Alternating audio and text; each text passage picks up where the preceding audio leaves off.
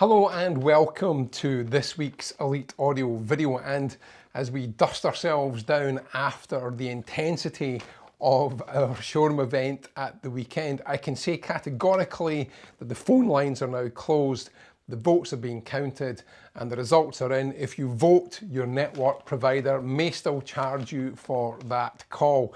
However, I am armed here with what I would consider to be the pot of gold of the results themselves.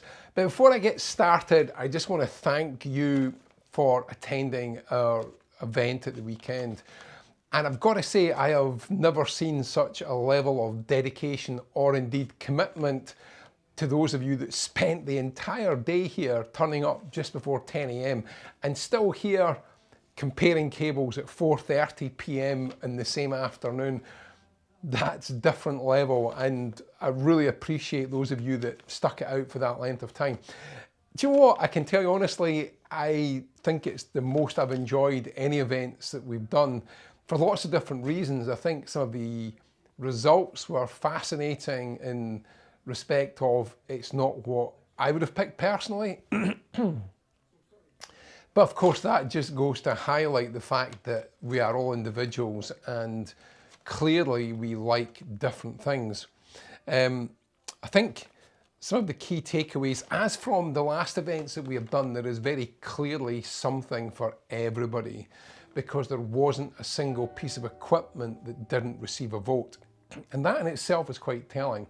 I think it shows that the market is, I'll use the word condensed, and I don't mean in the respect of there's lots of choices, which there are of course, but I mean condensed in terms of the difference between performance levels.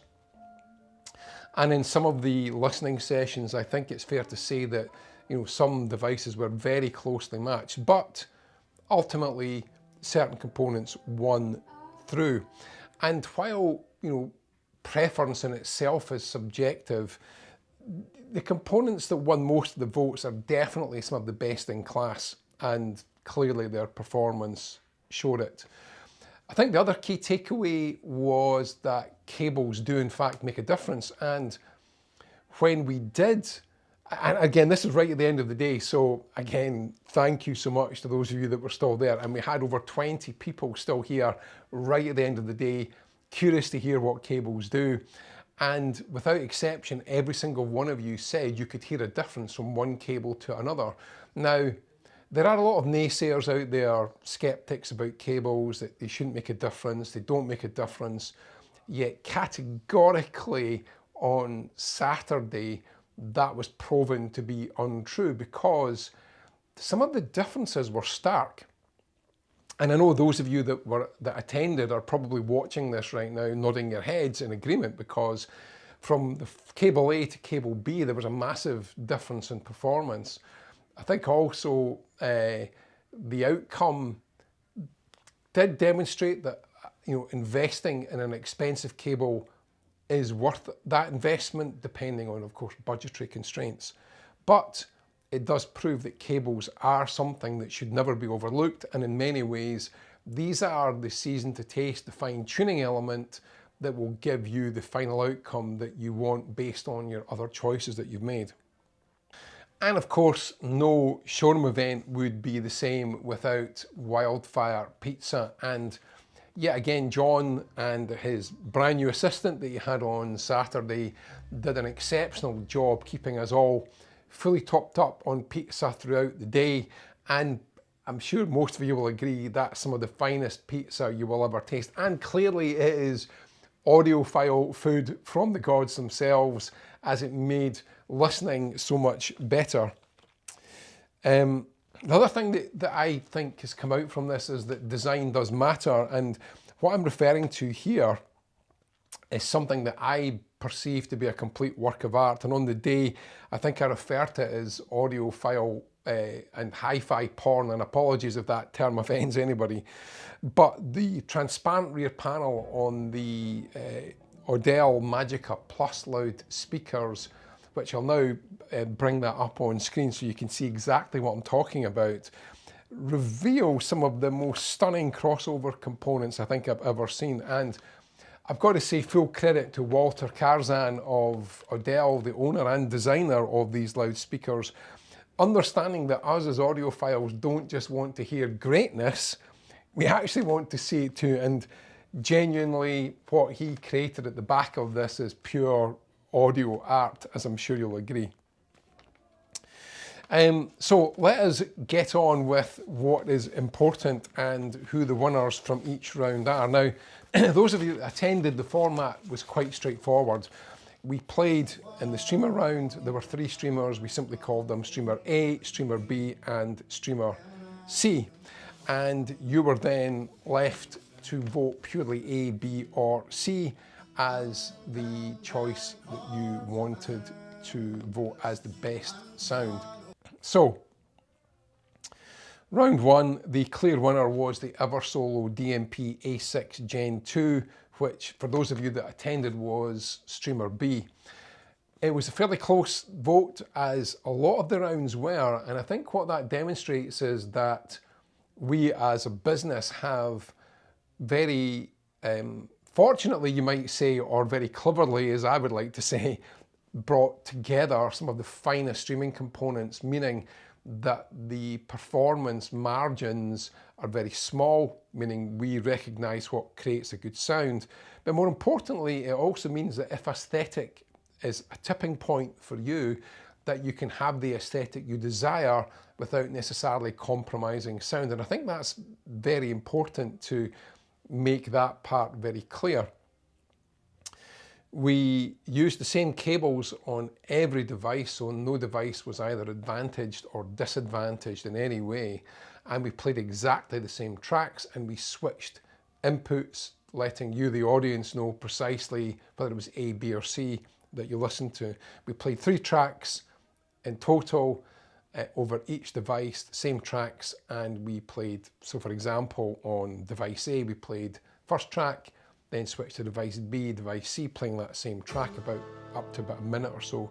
And then we went from C back to A again, reversing the process, and then from A back to C, finishing off each round. You were then asked to vote, and then these, as I say, were the results. So I think this highlights that Eversolo are still, to a certain extent, in this category, one of the class leaders. And what it also highlighted as well, and I think Graham and I spoke about this afterwards, is that if you've got a really good amplifier system and great speakers, that the streamer, to a certain extent, is less important, because I think everybody will agree that all of the streamers, even the most basic one, sounded good. What we had was levels of, and I'll use the word, goodness as we went through each individual round. So that was round 1, and that device retails for £799. We then enthusiastically led on to round 2, and again we were going up in value, where let's see if spending more brings more. And the winner of that particular round is a brand new model from Lindemann, and it's the Woodnote Solo, and that's the first time that has been heard in the UK, and that was device C. And that did take a large percentage of the votes, more I would say than in some of the other rounds where things were maybe perhaps more evenly matched. And I think what this really shows is that Lindemann, with their, I would say, the longevity of their products and the fact they've been in this industry for a very long time, that they have and do spend a huge amount of time making sure that what you get as an end product sounds incredibly musical.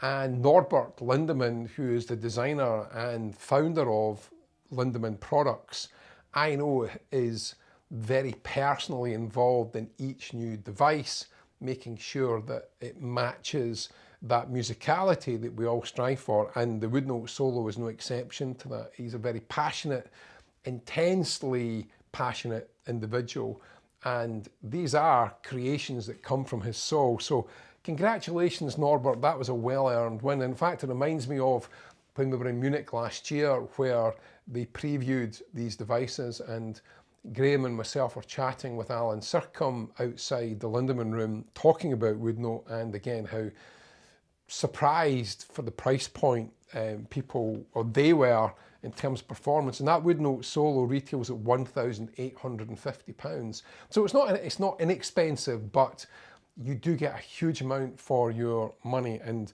again, a well-deserved victory. We then hastily moved on to round 3, and I think what's interesting, I've got to thank Barry and Elliot for their efforts during each round. I became the voice to the crowd in between the rounds, chatting about what we'd heard, while Barry and Elliot worked tirelessly in the background, swapping all these components over, because they could literally disconnect 3 devices, bring another 3 devices back in, and anybody that's worked with streaming products knows that you've got to then get it on the network, get its IP address logged in, and excuse me. And if you're using multiple streaming devices, it takes time for those to appear on your network as each device becomes visible. For background information, we were using JPlay software primarily. Most of the devices that we used were JPlay compatible. And JPlay is a great piece of software. If you haven't tried it, download the trial version. Sounds great, easy to use, very intuitive. So anyway, round 3, and again, going up in value, we started to really sort of push the envelope of price, comparing these to the previous devices. And again, I'd say all of you, when we were chatting after the streamer rounds, said that you could hear the incremental performance gains that we, I suppose, demonstrated, that as you spend more, you actually get more. And this again highlighted it. So the winner of round 3 was the Eversolo DMP A10, which was again device C. That retails at £3,590. This was probably one of the closest fought rounds, because the second place device was the Lindemann Music Book Source 2, which has an identical price point, and the differential in votes was 1 vote. That was it. So you could easily argue if we had had 5 more people, that result could have been different, but who knows, it could have been exactly the same. But what it demonstrates is that both of these devices have something inherently musical that really caught your attention. And then, of course, the inevitable final round, and as we progressed into that, I think the sort of general conversation in the room was that each device was good. Everybody's very curious. I think people naturally want to think they voted for what came out top, and I can understand that. But again, from a sort of a neutral standpoint, again, it highlights that all of these devices are good. And ultimately, the advice to which one suits you best really comes back to your personal preference and taste. And again, as I said, aesthetics do play a large part in that.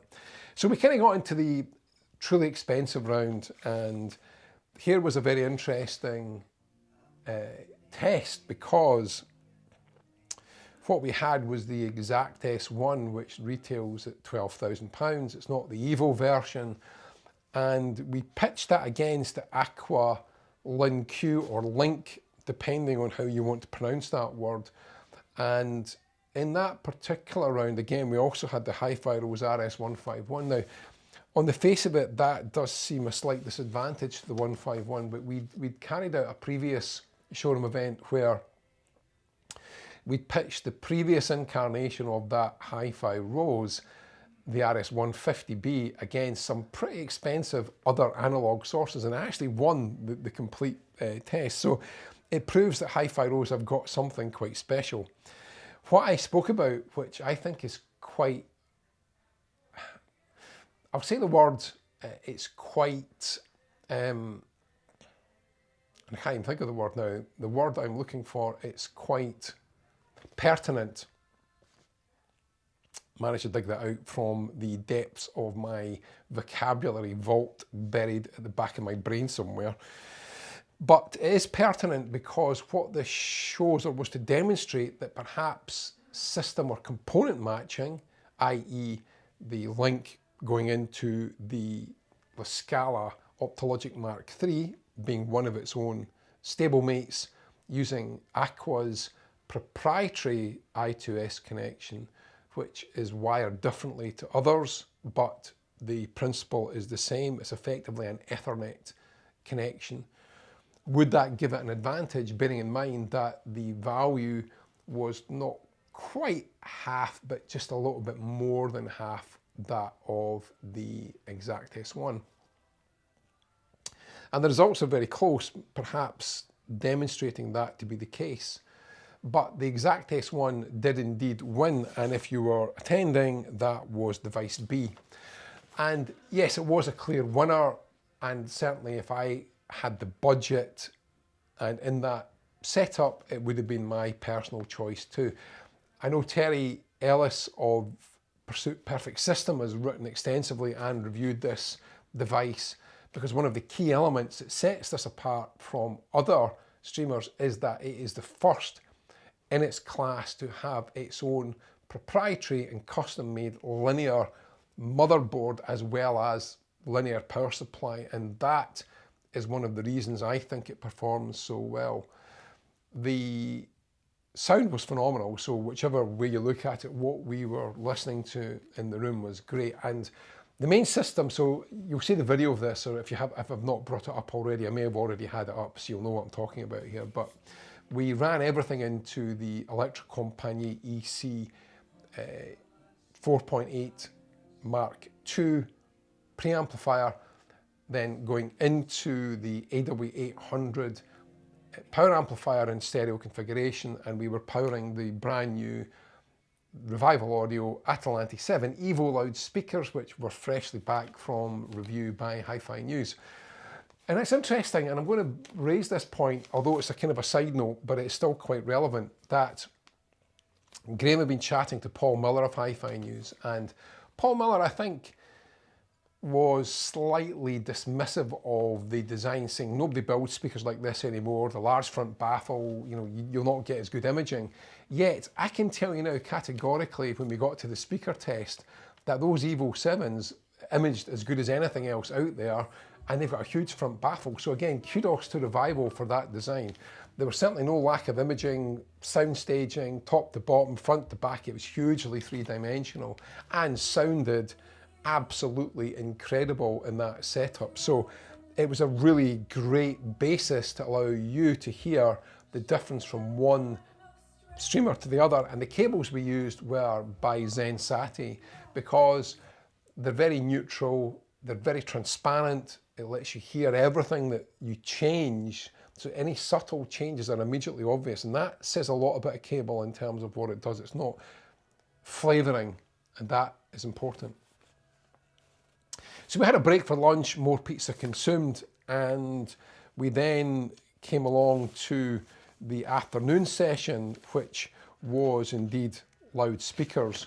And the results again were interesting, because some of these were some of the closest fought battles of all. So there were two speakers. To swap from between three speakers was just not practical, and we wanted to try and switch as quickly as we could. So Barry and I literally paused the track, swapped the cables at the amp end. Each speaker were armed with the identical Zensati Authentica speaker cable.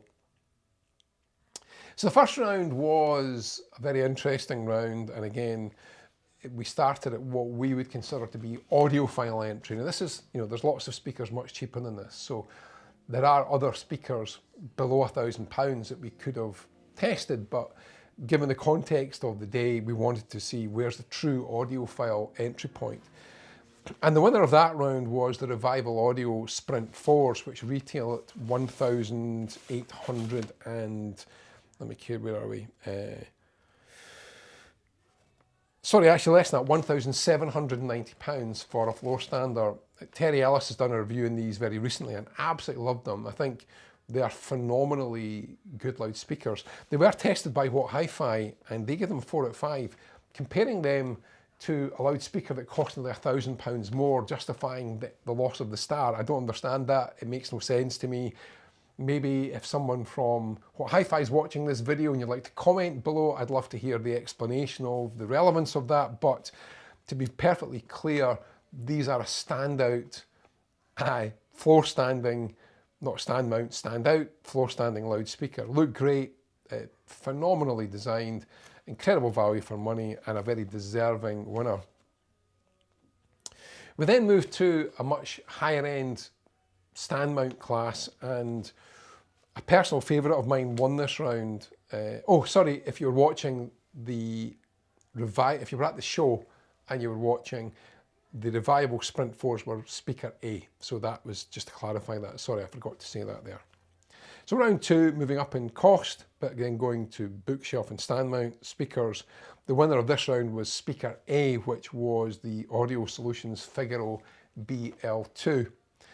And this again highlights just the incredible design of the BL2s. What I think a lot of people were surprised about when you were listening was the bass response from these. And they just sounded so beautifully balanced. And again, a compelling victory for the Audio Solutions. This was a standard pair. We hadn't up-spec'd anything internally. So this is as they come from the factory. So again, a great and worthy winner for one of Gediminas' beautifully designed Figaro series. We moved on to round 3, and this was very closely fought, but the outcome was loudspeaker A, which was the Diora Cors 5. Now this is a closed cabinet design. There is no porting in these. Diora are a company based in Poland who have been around since the late 1940s and have been in business solidly from that time. They do a lot of OEM work for other loudspeaker manufacturers whose names I can't mention, but there's some very high-end loudspeakers are manufactured in this factory. So they have the skill, the expertise, and the technical know-how to make their own speakers sound incredible.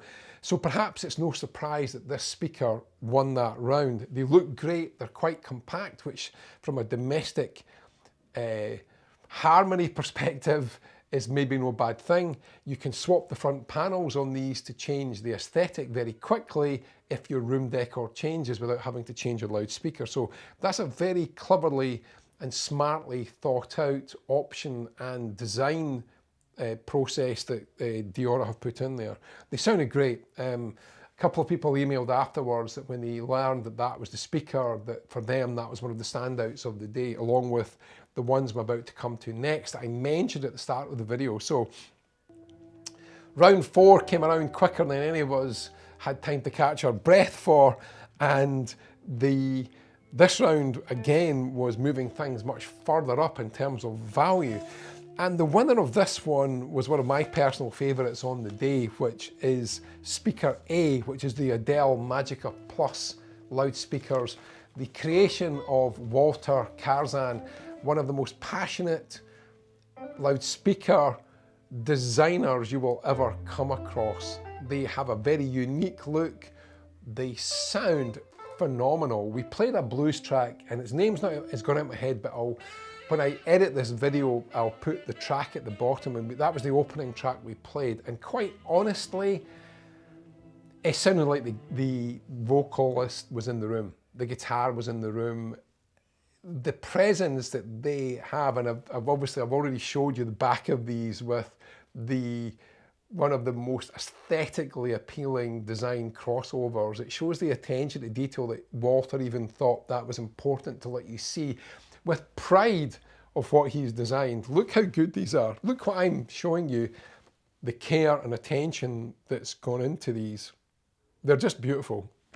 And, pardon me, everybody clearly loved them because they won. And this was a bigger margin than others. This was a much clearer victory than we'd seen in other rounds.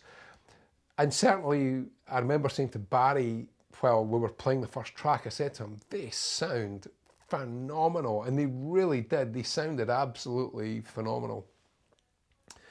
And then we came to the next round, which is the final round. And I've got to say myself, Barry, Graham and Elliot, we worked like a well-oiled Formula One pit crew, swapping these speakers around. It was literally speakers out, speakers in, cables in, making sure it was all connected correctly. We tried to do it as quickly as we could, because the last thing we wanted was you having to sit waiting while we got all these swapped. I almost made the schoolboy error of forgetting to turn the amplifier off as we disconnected speaker terminals at the back of each speaker. That could have brought the day to a very premature end, and perhaps a visit from the local fire brigade had I not noticed my error, however. So the final round, this was the most expensive speakers that we had present, and it was very close indeed. I think, again, 1 vote separated. But the winner was speaker B. In the last round, speaker A was the Audel MAGIKA Plus. Again, if I've forgotten to say that, I can't remember if I said it or not. If I didn't, then it was speaker A. That was the Audel MAGIKA Plus, and that won that round. The next round, it was speaker B, which was the brand new Revival Audio Atlantis 7 Evos. And connected to the Electro Compagnie, I think there's a real synergy. In fact, we've discovered very clearly that Electro Compagnie and Revival work exceptionally well together. There is a real synergy. The two, the way each is designed, fully complement each other in a way that you don't hear very often. And I think this is reflected that when Revival are doing any European shows, they are using Electro Compagnie amplification. In fact, a customer who was at Munich said that one of the best sounds he heard at Munich was the Evo 7s with the Electro Compagnie amplification. So clearly that works. But you know what? It was very, very close, and the sound was great. Big soundstage, 15-inch bass driver. Come on, you just don't see that. As Paul Miller rightly points out, and I'll say this is a plus point, not a negative, as Paul was maybe perhaps trying to portray this. Why is anyone making speakers that wide now? But clearly there is a reason why, because a 15-inch bass driver will give you the true nuance of a musical instrument that needs that driver to portray it authentically. And I'll use that word in the context that is very pertinent and relevant to this specific loudspeaker design and its ability to give you, the listener, that authentic realism that perhaps a 7-inch or a 10-inch driver just cannot do. No matter how many 10-inch drivers you put into the cabinet, it can't do what a 15-inch driver can do. And again, with this very clever basalt sandwich design, which is highly rigid, beautifully rigid, but incredibly lightweight, means that the damping factor of these is incredible. They're so fast and agile for a large driver. Again, you've got to say kudos to Revival for making this work so seamlessly, from the 15-inch bass driver to the 75mm soft dome driver, which is this exotic coating over it. It was great. It was better than great, and we could have listened to that all day long.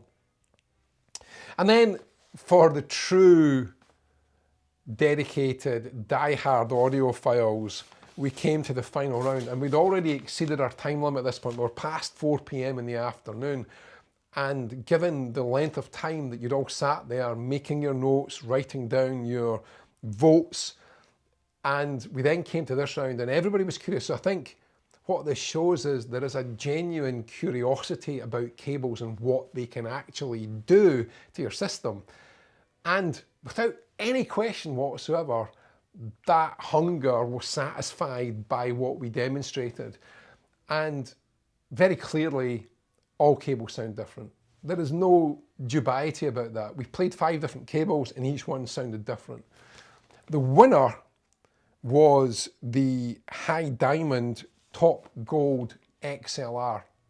Now, Nino and his crew in Italy deserve all the praise in the world for this.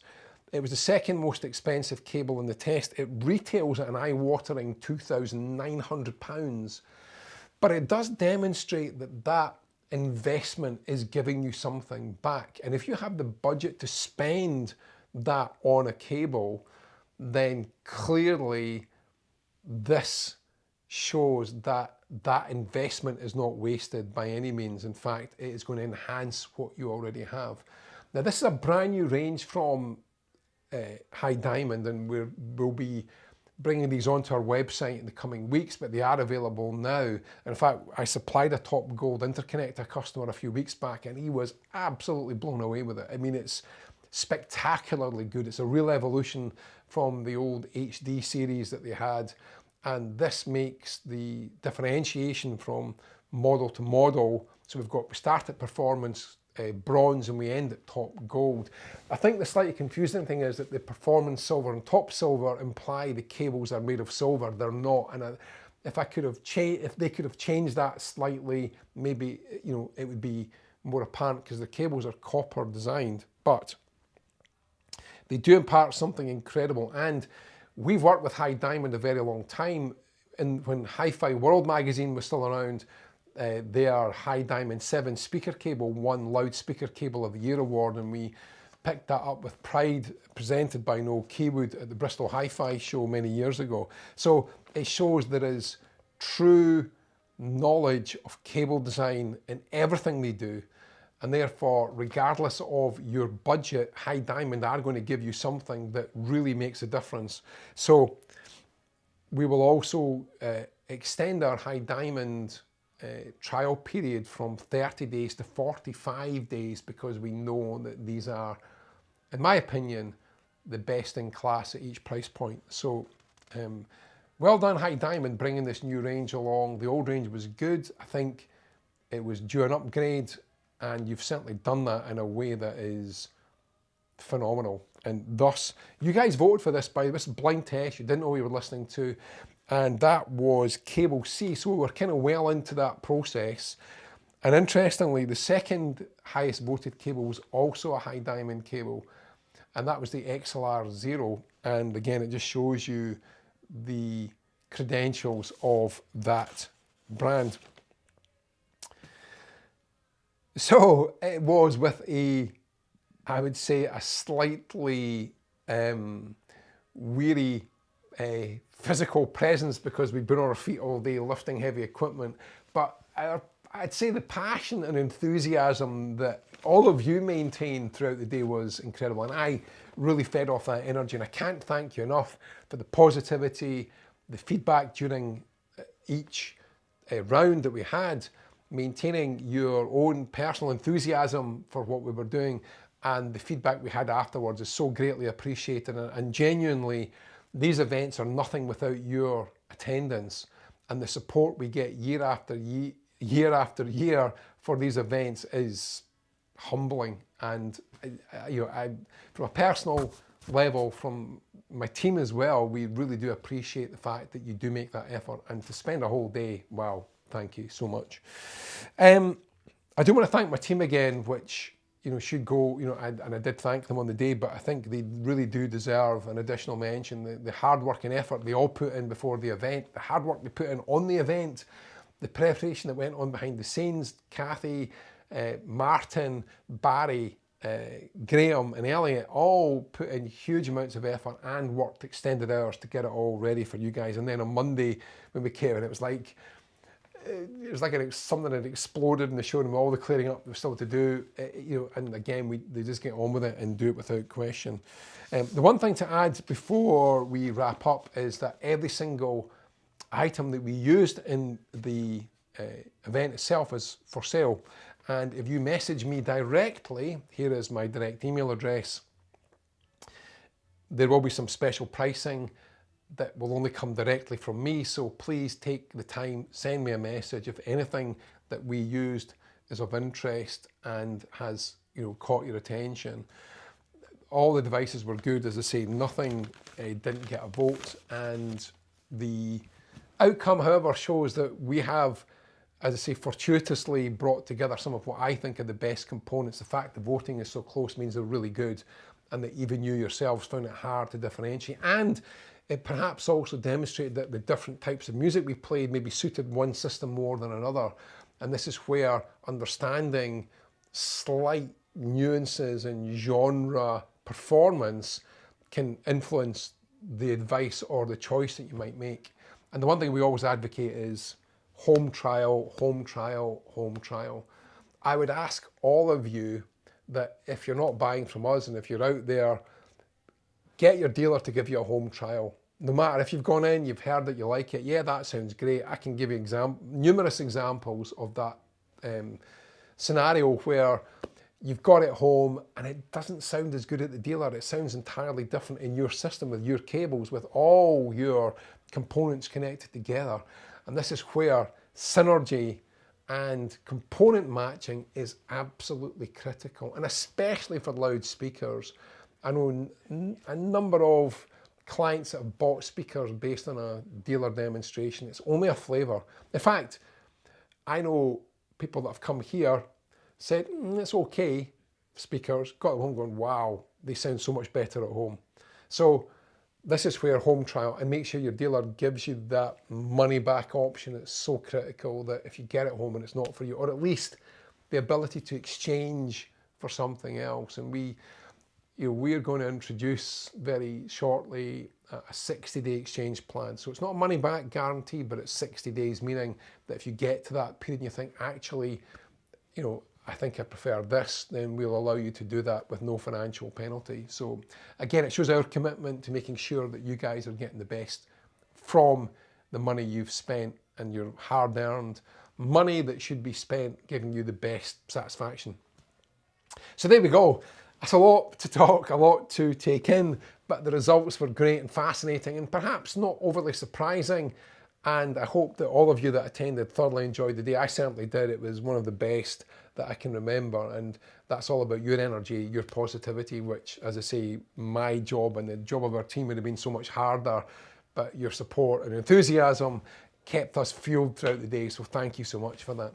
And as ever, have an amazing week listening to music. I honestly believe it is one of the best ways to fuel your soul, unwind after a hard week at work or even a hard day. Go home, put some music on, have your favourite tipple and really immerse yourself in the sound. So there we go. We've got lots of stuff planned. We've got the new Presio Volumio DAC that has just arrived. Unfortunately, it missed the deadline for the event. We wanted to have it there along with the Revo Plus, which is a devastatingly good combination. So look out for a review on that coming in the coming weeks. Lots of other great things. We've got more. We've got an in-depth review of the Audel speakers coming. We've got them going out for review and many, many other things. So lots to look forward to. I'll see you in 2 weeks' time. Thanks for tuning in today and please take care.